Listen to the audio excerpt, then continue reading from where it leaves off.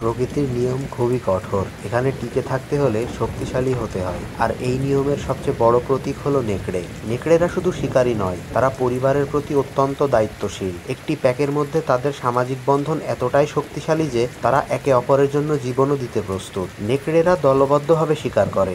তাদের কৌশল, সমন্বয় এবং ধৈর্য দেখে মনে হয় যেন তারা প্রকৃতির সবচেয়ে দক্ষ সেনাবাহিনী। নেকড়ে পরিবার খুব কাছাকাছি থাকে।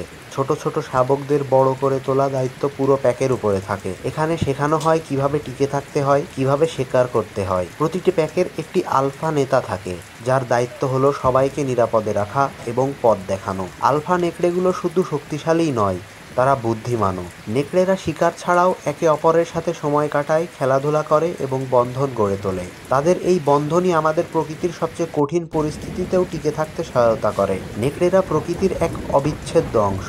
তারা আমাদের শেখায় কিভাবে দলবদ্ধভাবে কাজ করতে হয়, কিভাবে পরিবারের প্রতি দায়িত্বশীল থাকতে হয় এবং কিভাবে প্রকৃতির সাথে সামঞ্জস্য রেখে বাঁচতে হয়।